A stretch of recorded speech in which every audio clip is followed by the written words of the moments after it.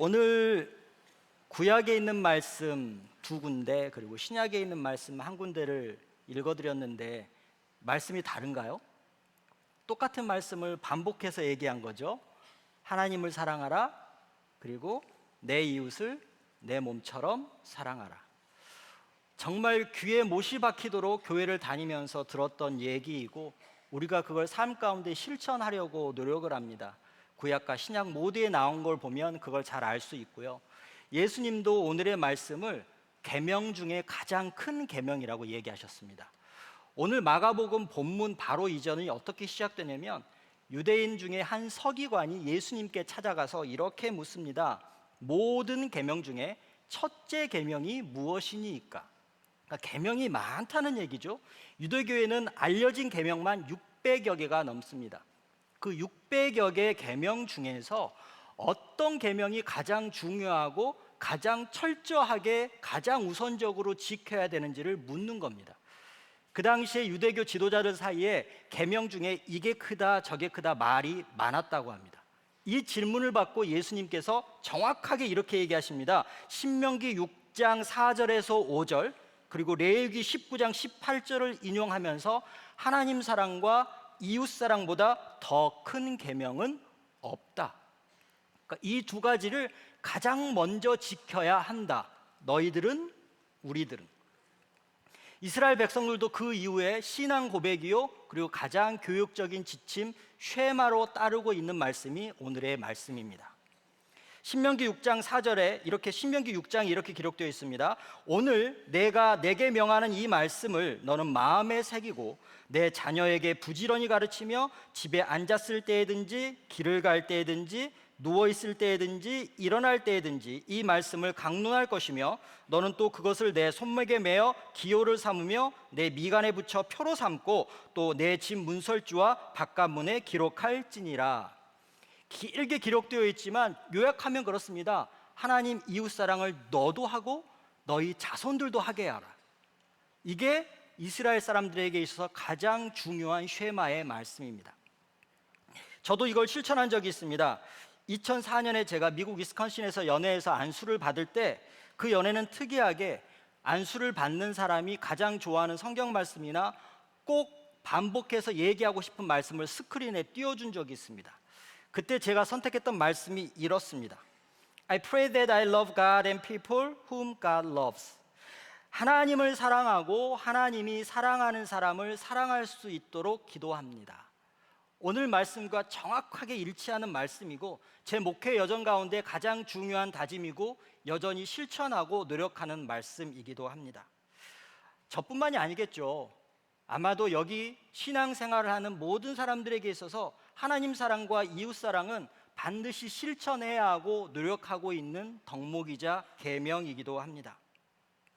그런데 쉽지 않습니다. 압니다. 그리고 하려고 노력을 합니다. 그런데 쉽지 않습니다. 내 마음을 다하고 목숨을 다하고 뜻과 힘을 다해 하나님을 사랑해야 한다라고 마음에도 먹고 말로는 하는데 하나님보다 다른 걸 사랑할 때가 더 많습니다. 내 뜻과 내 의와 내 논리에 맞지 않으면 하나님은 과감하게 버립니다. 생각조차 하지 않습니다. 또 하나님을 의심할 때도 있습니다. 아무리 기도해도 응답하지 않으면 하나님은 나를 사랑하지 않는 것 같아.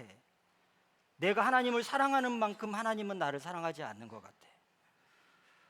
혹시 여러분 중에 하나님이 여러분을 사랑하는 것보다 내가 더 하나님을 사랑한다고 자신 있게 얘기하실 수 있는 분 있나요? 내가 하나님을 더 사랑해. 하나님이 나를 사랑하는 것보다 내가 하나님을 더 사랑해. 이렇게 자신 있게 얘기하실 수 있는 분. 내 마음과 내 뜻과 내 힘과 내 목숨을 다해 적당히 하나님을 사랑한다는 게 더 맞는 말일 수도 있습니다. 맞아요. 하나님을 사랑합니다. 여기 있는 그 누구도 하나님을 사랑하지 않고서는 지금 이 시간에 이곳에 나올 이유가 없습니다. 바깥의 날씨가 얼마나 좋은데요. 근데 이곳에 나오는 이유는 하나님을 사랑하기 때문에 나오는데 적당히 사랑하기 때문에. 하나님 사랑만 어려운 게 아닙니다. 힘들기는 이웃사랑도 마찬가지입니다. 마태복음 18장 21절에서 베드로가 예수님께 묻습니다. 주여, 형제가 내게 죄를 범하면 몇 번이나 용서하여 주리이까? 7번까지 하오리이까? 이 질문을 이렇게도 표현할 수 있습니다. 주여, 이웃이 나를 계속 열받게 하는데 언제까지 사랑해야 합니까? 7번까지 사랑해야 합니까? 이 질문에 대한 예수님의 대답은 내게 이르노니 7번뿐 아니라 7번을 70번까지라도 할지니라. 7번에 70번이라도 용서해야 하고 7번에 70번이라도 사랑하라고 예수님께서 말씀하시는데 그게 어렵습니다. 하나님을 사랑해라, 이웃을 사랑해라, 참 뻔한 이야기입니다. 교회에서 언제나 들었던 그런 뻔한 이야기. 근데 저는 오늘 뻔한 이야기를 뻔뻔하게 조금 더 해보려고 합니다. 첫 번째 계명이자 첫 번째 사랑인 하나님 사랑부터 들어보겠습니다. 하나님을 사랑한다는 게 뭘까요? 지금까지 계속 하나님 사랑에 대해서 얘기했어요. 그 하나님 사랑이 어렵다고도 얘기했고 쉽지 않다고 얘기했는데 하나님 사랑하는 게 뭔데요? 혹시 하나님 사랑에 대해서 깊이 고민해 보신 분 있어요? 하나님을 사랑한다는 게 도대체 뭘까? 저도 고민을 했어요. 근데 사랑이라는 단어 자체가 추상적인 것처럼, 더군다나 하나님은 보이지도 않는 하나님이에요. 보이지도 않는 하나님을 추상적인 사랑으로 표현을 어떻게 할 수 있을까? 제가 아무리 머리를 굴려도 할 수가 없더라고요. 그래서 가장 좋은 우리들의 모범이 되는 답이 적혀 있는 곳이 있죠. 이 성경책. 성경책을 봤더니 성경 속의 인물들 중에서 하나님을 사랑했던 사람들이 너무나 많았습니다. 그래서 이 사람들의 공통점을 찾아보면 되겠다라고 생각을 했어요. 근데 공통점을 찾으려고 성경 속의 인물들을 보니까 성경 속의 인물들은 공통점이 있더라고요. 어떤 공통점이 있냐면 완벽한 인간이 아무도 없어요. 죄도 졌어요. 흠도 많아요. 실수투성이에 멍청한 인간도 있어요. 제가 지금 멸관 이 인간들이 다 누군가요? 저와 여러분들이에요. 성경 속에서 하나님을 사랑했던 거의 모든 사람들은 다 우리와 별반 다를 게 없는 평범한 사람들이었어요. 그런데 그 사람들이 하나님을 사랑했다는 건 우리도 그 사람들처럼 하나님을 사랑할 수 있다는 것이고, 그 사람들이 어떻게 하나님을 사랑했는지 공통점을 알게 되면 우리도 그렇게 할 수 있다는 거예요. 하나님을 사랑했던 성경 속의 인물들에게는 세 가지 공통점이 있습니다. 첫 번째, 하나님을 의식했습니다. 두 번째, 하나님께 순종했습니다. 그리고 마지막으로 하나님을 찬송했습니다. 하나님을 사랑하는 사람들의 공통점, 의식하고 순종하고 찬송하고. 비교하기에 격은 조금 떨어지지만 사람들, 연인들 간의 사랑 이야기를 해보면 하나님을 사랑한다는 게, 의식한다는 게, 순종한다는 게, 찬송한다는 게 뭔지 조금은 갈피를 잡을 수 있을 것 같아요. 사랑하는 사람들 사이에 연애를 할 때 우리는 사랑하는 사람을 굉장히 의식합니다. 잘 보이고 싶습니다. 우연을 가장한 필연처럼 그 사람과 자주 마구주 짓고 싶어 합니다. 심지어 떨어져 있을 때에도 시마리만큼 그 사람을 생각합니다. 그게 의식하는 겁니다. 그뿐입니까? 그 사람이 해달라는 요구는 다 해줍니다. 그리고 원하지 않는 것마저 해주고 싶어 합니다. 그 순종이 전혀 자존심이 상하거나 힘들지도 않습니다. 뿐만 아닙니다. 눈에 콩깍지가 씌어서 그 사람의 모든 모습이 좋아 보이고 그 마음을 표현하곤 합니다. 연인 사이에 그렇습니다. 근데 연인 사이에 그러한 모습을 여러분들은 하나님께 그렇게 하십니까? 하나님이 막 보고 싶으신 적 있으세요, 혹시? 우연을 가장한 필연처럼 하나님께 다가가고 싶으신 적 있으세요? 여러분이 제일 좋아하는 무언가를 할 때에도 하나님을 생각하시나요? 골프 좋아하시는 분들은 푸른 초장에서 골프공을 때리시면서 하나님 생각하세요? 쇼핑 좋아하시는 분들은 내가 가장 좋아하는 물건을 보면서도 하나님을 생각하세요? 그렇게까지 하나님 사랑하시지 않으시죠? 연인을 사랑하는 것처럼 그렇게 사랑하지 않으신 것 같아요. 연인이 사달라는 거 다 사주고 싶어서 용돈도 꼼쳐놓은 거 다 갖고 오고 부모님께 거짓말까지 쳐면서 돈을 받아서 그 연인을 사주고 싶은 그런 마음, 제가 그랬어요. 근데 그렇게 하나님을 사랑하세요? 그렇게 하나님께 순종하세요? 위대하신 하나님 엄청 찬양했어요. 근데 여러분들은 늘 그렇게 하나님을 찬송하세요? 하나님을 의식하는 것과 하나님 눈치를 보는 건 다른 겁니다. 하나님을 의식하는 것과 하나님 눈치를 보는 건 다른 거예요. 하나님의 뜻에 순종하는 것과 내 뜻을 하나님의 뜻이라 우기고 밀어붙이면서 그걸 순종이라고 포장하는 건 다른 겁니다. 하나님 은혜에 감사로 찬송하는 것과 그냥 찬송해야 하니까 억지로 찬송하는 것도 다릅니다. 우리가 하나님 사랑을 하고 하나님 사랑을 말로 표현은 하지만 실제로 연인 사이의 사랑만큼 하나님을 사랑하는지 여쭤보는 겁니다. 하나님 사랑 어렵습니다. 그런데 저는 하나님 사랑보다 이웃 사랑이 더 어려워요. 이웃을 내 몸같이 사랑하라는 이 계명이 사실은 첫 번째 계명보다 더 힘듭니다. 하나님은 나를 만드셨어요. 그리고 나를 사랑하세요. 나를 보호하시고 인도하세요. 나를 지금 숨쉬게 하세요. 이곳까지 오게 하셨어요. 그 하나님을 사랑할 수 있어요. 그리고 사랑해야 한다는 것도 알아요. 잘 못해서 그렇지. 그래서 언제나 그것 때문에 죄송스럽지. 하나님을 사랑하는 건 전혀 이상한 게 아니에요. 그런데 이웃을 사랑하는 건 다른 문제예요. 이렇게 표현해 볼까요? 여러분 주위에는 여러분이 미워하는 사람이 더 많나요? 사랑하는 사람이 더 많나요? 숫자로 따져보면 여러분들이 사이코패스가 아닌 이상은 내 주위에는 내가 사랑하는 사람 그리고 나를 사랑하는 사람이 훨씬 많아요. 내가 죽도록 미운 사람, 나를 죽도록 미워하는 사람은 그렇게 많지 않아요. 한번 잘 생각해 보세요. 일생 동안 여러분들을 그렇게 괴롭히고 힘들게 했던 사람이 100명이 넘나요? 근데 아마도 태어나는 순간부터 지금 이 순간까지 나를 사랑했던 사람은 수만 명일 거예요. 잘 이해가 안 된다고요? 그럼 조금 더 이해하기 쉽게 설명을 할게요. 지금 신앙생활하고 있는 교인들 중에 이 교회를 떠났으면 하는 사람이 얼마나 되세요? 저 사람하고 나는 같이 신앙생활 못하겠어. 저 인간은 좀 다른 교회로 갔으면 좋겠어. 그래도 교인이라고 예수님을 떠나라고 얘기는 차마 못하고 만나교회 말고 다른 교회 가서 신앙생활 했으면 좋겠다라고 생각하는 교인들이 있으세요? 목사는 있을까요? 목사는 교인들 중에 저 사람은 우리 교회를 좀 안 나왔으면 좋겠어 라고 생각하는 교인들이 있을까요? 왜 그렇게 자신이 없으세요? 목사가 그럴 것 같아서 그러신 거죠? 아니에요. 없어요. 한 분도 없어요.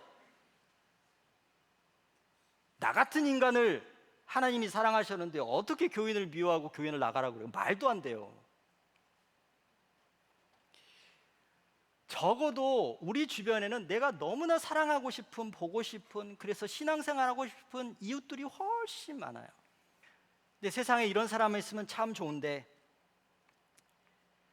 사랑할 수 없는 이웃들이 또 우리 주변에는 있습니다. 근데 미워하는 이웃들을 이렇게 가만히 보면 처음에는 그래요. 그 사람에 대한 미움과 원망으로 가득 찹니다. 그러니까 그 사람 자체가 꼴보기 싫은 거예요. 그러다가 시간이 지나면 이것밖에 안 되는 나에 대한 자책과 원망이 생깁니다. 그리고 최종적으로 어느 단계까지 나가냐면 왜 저 사람을 내 주변에 두셨는지 하나님을 원망합니다. 이웃을 미워하다, 나를 미워하다, 하나님을 미워하다, 또 이웃을 미워하다, 나를 미워하다, 하나님을 미워하다. 이게 우리들의 모습입니다. 하나님을 사랑해라, 이웃을 사랑해라. 그런데 이웃 사랑은 하나님 사랑이 선결되어야 가능합니다. 그 이유가 있습니다. 하나님을 사랑하지 않는 사람들은 이웃을 사랑할 수 없는데, 그 이유가 뭐냐? 못나고 지저분하고 추접하고 대체가 없는 나를 사랑하신 하나님의 사랑을 받은 사람만이, 그래서 그 하나님을 진심으로 사랑하는 사람만이 또 다른 이해할 수 없고 짜증나고 화나고 꼴보기 싫은 사람들을 사랑할 수 있습니다. 나 같은 인간을 하나님이 사랑해 주셨고, 그 하나님의 사랑을 내가 받았고, 그 하나님을 사랑한다면 나와 똑같은 그 옆에 있는 사람도 사랑해야 되는 거거든요. 근데 하나님 사랑이 전제되지 않으면 이웃 사랑도 힘든 거예요. 이웃을 사랑하지 않는다? 그 사람은 하나님을 사랑하지 않는 거예요. 하나님이 어떻게 이웃 사랑을 실천하셨을까요? 하나님의 이웃 사랑 실천을 한번 보여드릴게요. 제가 무슨 퍼포먼스를 하는 건 아니고 실제로 하나님은 이러셨어요. 하나님이 우리를 너무나 사랑하셨어요. 그래서 끊임없이 당신에게로 오라고 얘기하셨어요. 나에게로 와라. 너희 멍에를 내게 지우라. 아무리 얘기를 해도 사람들이 말을 듣지 않아요. 그래서 하나님이 재앙도 내리시고 심판도 내리시고 어르고 달래기도 하시고 화도 내시고, 아무리 하나님이 가진 방법을 다 동원하셔서 우리들에게 그 사랑을 표현하셨는데도 불구하고 사람들은 자기의 소견대로 하나님을 적당히 사랑했어요. 하나님만 사랑해야 되는데 하나님도 사랑했어요. 그러자 하나님이 최후의 수단을 쓰셨어요. 어떤 수단을 쓰셨냐면, 하나님이 이곳에서 내려가셨어요. 하나님의 모습으로가 아니라 우리와 똑같은 인간의 모습으로 내려오셨어요. 하나님이 저기 계실 때는 보이지 않았던 신이셨지만, 하나님이 사람의 몸을 입고 이곳에 오셨을 때는 예수, 참 신이자 참 인간인 우리와 똑같은 이웃으로 이곳에 오셨어요. 저기 계신 하나님을 사랑할 때는 하나님 사랑이에요. 그런데 하나님이 우리의 몸을 입고 이곳에 오셨을 때 여러분들은 누굴 사랑하는 거예요? 이웃을 사랑하는 거예요. 이웃으로 오신 예수님을 사랑해야 되는데, 이웃으로 오신 예수님을 우리가 어떻게 했나요? 십자가에 못 박아 죽여버렸어요. 하나님 사랑도 하지 못했던 인간들은 하나님이 인간의 옷을 입고 이곳에 이웃으로 오셨는데, 그 이웃인 인간 하나님 예수님도 십자가에 못 박는 그런 결과를 초기화로 말았어요. 성육신 전에 하나님을 사랑하는 건 하나님을 사랑하는 겁니다. 성육신 후에 하나님을 사랑하는 건 이웃을 사랑하는 겁니다. 하나님 사랑과 이웃 사랑은 똑같은 겁니다. 둘 중에 하나만 성공할 수는 없는 겁니다. 이렇게 우리는 교회에서 하나님을 사랑해라, 이웃을 사랑해라 얘기를 들었습니다. 귀에 못이 박히도록. 십자가를 예로 드는 경우도 있어요. 십자가의 수직적인 기둥은 하나님과의 관계이고, 이 하나님을 사랑해야 한다. 십자가의 수평적인 기둥은 이웃 사랑이다. 그래서 수평적인 사랑을 통해서 이웃도 사랑해야 이게 진짜 십자가다. 우리는 그렇게 알고 있었어요. 그런데 하나님 사랑과 이웃 사랑 외에 또 하나의 사랑이 있습니다. 저는 이 사랑을 세 번째 사랑으로 표현하려고 합니다. 세 번째 사랑이 어디에 있는지 한번 볼까요? 두 번째 사랑, 이웃 사랑 안에 숨어 있는데, 이웃 사랑에 관한 말씀을 이렇게 둘로 분해해 보겠습니다. 내 이웃을 내 자신과 같이 사랑하라. 이 한 문장은 두 문장으로 나눌 수 있습니다. 너는 너 자신을 사랑한다. 그리고 그렇게 너 이웃을 사랑하라. 내 이웃을 내 자신처럼 사랑하라는 그 한 문장 안에는 너는 너를 사랑한다, 그리고 그렇게 이웃을 사랑해라가 나눠져 있는 겁니다. 내 이웃을 사랑하라는 대명령이자 계명에 가려진 사랑, 내가 나를 사랑하는 건 너무나도 당연한 거라고 생각했기 때문에 눈에 띄지 않는 세 번째 사랑, 내 몸을 사랑하라, 자기 자신을 사랑하라. 이게 세 번째 사랑입니다. 하나님과 이웃 사랑이 어려운 이유는 바로 이 세 번째 사랑에 실패했기 때문입니다. 오늘 본문 레위기 19장 이전에는 성경책에 하지 말아야 할 무수한 금기들이 기록되어 있었습니다. 뭐 하지 말라, 뭐 하지 말라, 뭐 먹지 말라, 가까이 가지 말라. 도대체 왜 이렇게 성경에는 하지 말라는 게 많아? 라고 짜증을 내고 있었는데 그 표현들을 자세히 봤더니 그 금기사항은 바로 우리 자신을 위한 거였습니다. 부정한 것, 그리고 죄악된 것으로부터 우리 자신을 보호하라고 하나님이 주신 계명이었습니다. 그걸 한다고 해서 하나님이 득될 게 아무것도 없어요. 우리에게 이익이 되기 때문에 하나님이 우리에게 하지 말라, 먹지 말라고 얘기하신 거였어요. 내 자신을 보호해야 나를 사랑할 수 있고 거룩하신 하나님과 하나님의 백성인 이웃들을 사랑할 수 있기 때문에, 내가 부정하고 내가 죄악되고 내가 나를 사랑하지 못하면 하나님 사랑이나 이웃 사랑은 그 다음 거거든요. 누구나 자신을 사랑하는 거 아니냐고 반문할 수도 있습니다. 그런데 의외로 자신을 사랑하지 않는 사람들, 그리고 자신을 사랑하지 않는 크리스천들이 엄청 많습니다. 자신을 부끄러워하는 사람들,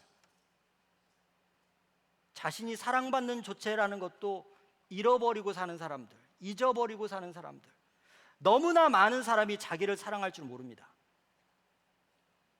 그러니 나를 사랑하는 것처럼 내 이웃을 사랑하는 것이 무엇인지 모르고 내 몸과 마음을 다해 하나님을 사랑하기가 쉽지 않은 겁니다. 이미지를 하나 보여드릴 텐데요, 많은 분들이 보셨을 겁니다. 지난 3월 말까지 교회 외벽에 붙어있던 문구입니다. 나 늘 아껴 쓰고 보살피고 흠집 나지 않게 귀하게 만드셨으니까요. 하나님이라는 단어가 그 어디에도 없지만 우리는 다 압니다. 누가 나를 늘 아껴 쓰고 늘 보살피고 늘 흠집 나지 않게 늘 귀하게 만드셨는지를, 바로 하나님. 어느 날 탄천을 걷다가 이 글을 보고 자기를 사랑해야 되는데 자기를 사랑하지 않는 사람들이 많겠구나. 나는 언제 나를 사랑하지 않았지? 이렇게 생각을 하게 됐습니다. 근데 제 기억 가운데 저를 가장 사랑하지 않았던 때가 목사 안수를 받은 그 20년 전이었습니다. 내가 목사 안수를 받은 걸 후회한 게 아니고요, 그 당시의 상황이 저를 스스로 되게 부끄럽고 하찮게 여기게 만들었던 때입니다. 제가 2004년에 한국을 나오기로 결정을 했습니다. 그리고 2005년에 나왔습니다. 네, 그걸 결정하는 시점에 제가 미국으로 유학을 가던 목적을 이루지를 못했다는 자책감에 빠졌습니다. 저는 목사 안수를 받으러 미국을 간 게 아니고 공부를 하러 미국을 갔기 때문에 공부를 하러 간 목적을 이루고 나왔어야 되는데 주변의 여건 때문에 그걸 포기할 수밖에 없는 그런 상황. 주변의 상황은 그때 보이지 않아요. 나만 보여요. 너무나 하찮고 너무나 부끄러운 내 모습. 근데 되게 이상한 게 있는데, 내가 나 스스로를 사랑하지 못하고 나 스스로가 부끄럽게 여긴다고 생각이 되면 기도가 안 돼요. 만약에 내 자신의 문제를 놓고 기도를 할 때 기도가 안 되면 그건 뭘 의미하는 거냐면 나를 사랑하지 않는 거예요. 그러니까 여러분들을 위해서 기도를 시작을 하고 그게 이어지면 여러분들은 아직은 괜찮아요. 근데 정말로 나를 싫어하면 기도가 안 나와요. 제가 그때 그랬어요. 아무리 하나님께 붙잡고 매달려도 나를 위한 문제를 내어놓고 기도를 하면 기도가 안 돼요. 그냥 뚝 끊겨요. 한참 그러고 있을 때 그 옆에 시카고에 있던 윌로우 크릭이라는 교회를 제가 방문을 하게 되었습니다. 빌 하이블스 목사님의 설교가 있었는데 저는 그 설교는 하나도 귀에 들어오지 않았고요, 그 예배 시간에 있었던 특주가 제 마음을 사로잡았습니다. 그날 예배 중 색소폰 연주자가 나와서 연주를 했는데요, 그 연주자는 그 당시에 위트니 휴스턴이라는 가수 밴드의 연주자였습니다. 그가 자신의 짧은 간증과 함께 연주를 시작하는데 간증 중에 그 친구가 했던 멘트가 아직도 저에게 정확하게 남아 있습니다. 이렇게 얘기를 했습니다. When I was neat or mess, he didn't care. He has always loved me. 내가 잘 나갈 때든지 아니면 수렁에 빠져 엉망진창이 되었을 때든지에 상관없이 하나님은 변함없이 나를 사랑하셨습니다. 그러고 늘 잘 나가기만 했겠습니까? 유명세를 치르며 많은 부와 명성을 얻을 때도 있었지만 하루아침에 인기가 사라져서 마약에 빠져 도저히 봐주기 힘든 상황에 처해 있었던 적도 있었답니다. 근데 그 상황에서 그를 여전히 붙들고 있었던 건 신실하신 하나님이라고 간증을 한 겁니다. 그리고 나서 자기가 제일 잘하는 색소폰 연주로 이 찬양을 들려주었는데, 오늘은 담비자매의 첼로로 이 연주를 함께 들어보겠습니다.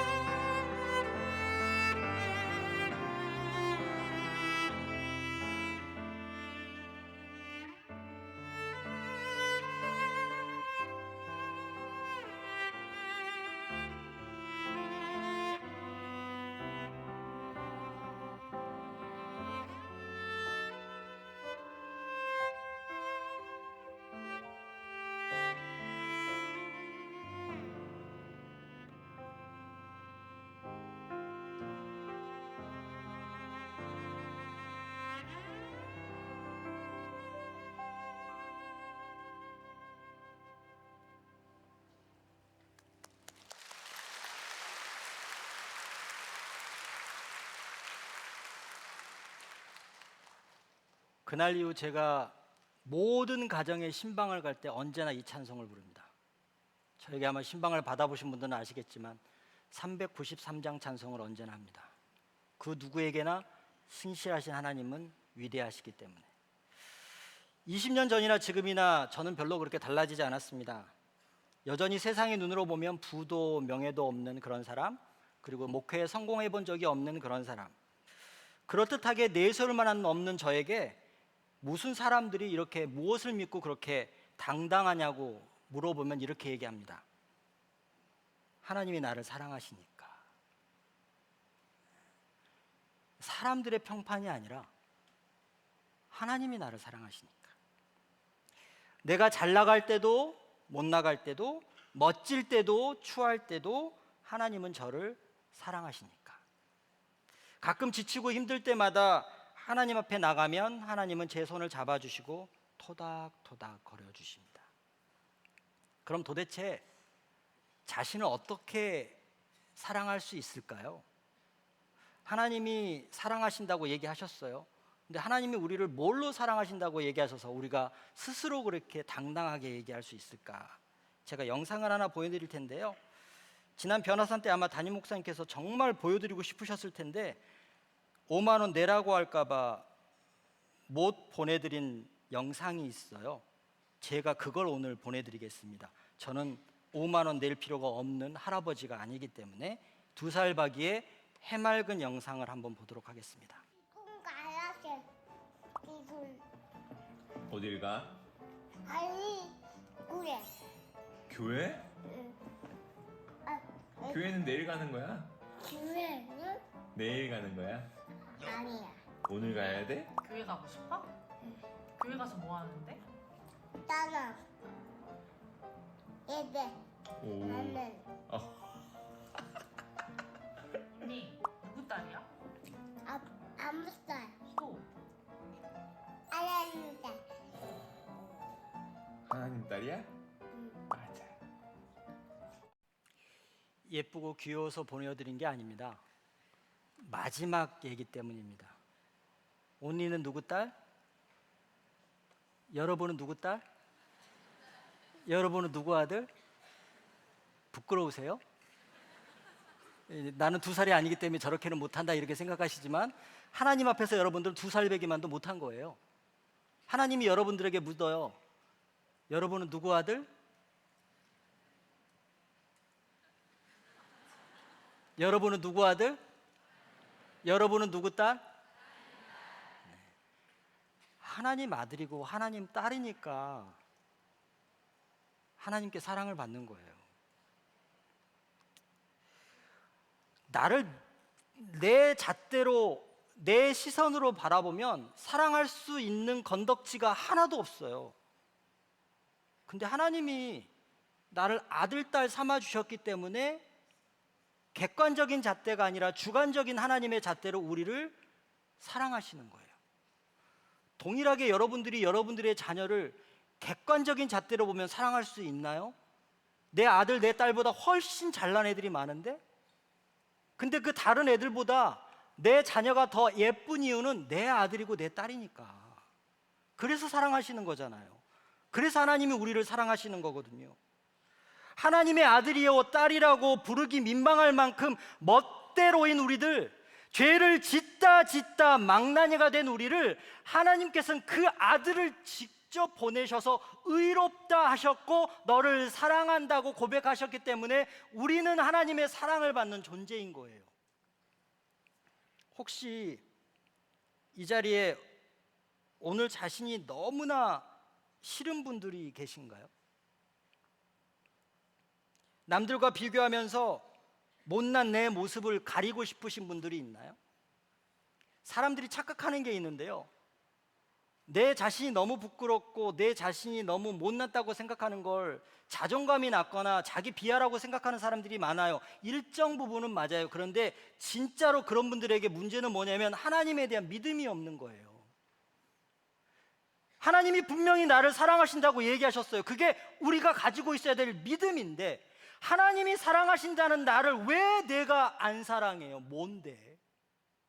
그거 믿음이 없는 거예요. 믿음이 있는 사람들은 내가 아무리 초라하고 내 모습이 아무리 부끄러워도 하나님이 나를 사랑하셨기 때문에 나는 사랑할 수밖에 없는 존재인 거예요. 근데 왜 나를 사랑하지 않아요? 하나님은 나를 사랑하시는데 네가 뭔데 사랑하지 않아? 하나님이 나를 사랑하시는데, 만드신 분이 나를 사랑하시는데, 나를 지금까지 이끌어 오신 분이 나를 사랑하는데 너가 도대체 무슨 존재감이 있다고 너를 사랑하지 않아? 그건 믿음이 없는 거야. 제가 3가지 사랑을 말씀을 드렸습니다. 그것도 나누어서 말씀을 드렸습니다. 그런데 이 3가지의 사랑은 어느 하나도 떼어서 생각할 수 없습니다. 하나님을 사랑해야 이웃을 사랑할 수 있습니다. 나를 사랑하는 사람이야말로 이웃과 하나님을 사랑할 수 있습니다. 하나님만 삼위일체 하나님이 아닙니다. 사랑도 삼위일체입니다. 이렇게 도식화할 수 있습니다. 완전한 사랑은 하나님 사랑 더하기 이웃 사랑 더하기 자기 사랑. 이게 완전한 사랑입니다. 바꿔 해도 괜찮습니다. 완전한 사랑은 자기 사랑 이웃 사랑, 하나님 사랑. 근데 이 세 개는 똑같은 겁니다. 나를 사랑해야죠. 근데 나를 사랑하지 않으면 이웃도 하나님도 사랑할 수 없어요. 저는 오늘 여기 있는 모든 분들에게 세 번째 사랑에 도전을 하고 싶습니다. 특히나 도무지 자신을 사랑할 수 없는 분들에게 더 그렇습니다. 잘 나가든 초라하든 하나님은 변함없이 신실하게 우리들을 사랑하십니다. 왜냐고요? 하나님이 나를 만드셨을 때 맨 처음 했던 얘기가 있습니다. 참 보기 좋구나. 여기 있는 그 누구도 예외가 아닙니다. 하나님이 우리를 만드신 다음에 맨 먼저 하셨던 얘기, 참 보기 좋구나, 참 사랑스럽구나, 정말 내 아들 딸이구나. 그렇게 창조하신 우리가 죄에 빠져 죽을 때에도 나를 살리기 위해 하나님은 모든 것을 거셨습니다. 하나님은 우리를 그냥 보통 사람이 아니라 아들이요 딸로 인정하셨습니다. 하나님께 사랑받는 여러분들을 위해서 제가 제 목소리로 노래를 한 곡 들려드리겠습니다.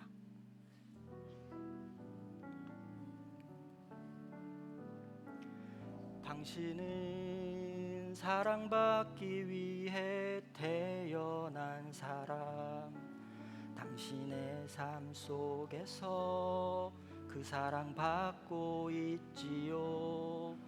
당신은 사랑받기 위해 태어난 사람, 지금도 그 삶 속에서 그 사랑 받고 있지요. 이런 나도 사랑하세요. 대초부터 저만 부를 거라고요. 하나님의 사랑은 우리의 만남을 통해 열매를 맺고, 혼자 하기 힘드네요. 같이 하시죠. 당신이 이 세상에 존재함으로 인해 우리에겐 얼마나 큰 기쁨이 된. 옆 사람 한번 보시면서, 당신은 사랑받기 위해 태어난 사람, 지금도 그 사랑 받고 있지요. 당신은 사랑받기 위해 태어난 사람, 지금도 그 사랑 받고 있지요. 여러분은 자신을 사랑하십니까? 그럼 이 찬양을 하나님과 저에게 들려주셨으면 좋겠습니다. 이제 여러분들이 부르셔야 됩니다. 감사해요. 깨닫지 못했었는데 내가 얼마나 소중한 존재라는 걸, 대초부터 지금까지 하나님의 사랑은 항상 날 향하고 있었다는 걸. 고마워요. 그 사랑을 가르쳐준 당신께, 주께서 허락하신 당신께, 그리스도의 사랑으로 더욱 섬기며 이제 나도 세상에 전하리. 옆 사람 손을 잡고, 당신은 사랑받기 위해, 그리고 그 사랑 전하기 위해 주께서 택하시고 이 땅에 심으셨네. 또 하나의 열매를 가하시며. 토요일 날도 이렇게 예배가 은혜롭게 끝났어요. 그리고 나가는데 엘리베이터에서 어떤 분이 저에게 그러더라고요. 근데 목사님, 남편은 사랑이 안 돼요. 제가 무너졌습니다. 이렇게 열심히 설교를 했는데 이 세상에 딱 한 명은 안 되는구나. 저도 찔렸습니다. 여러분은 사랑받을 만 하세요.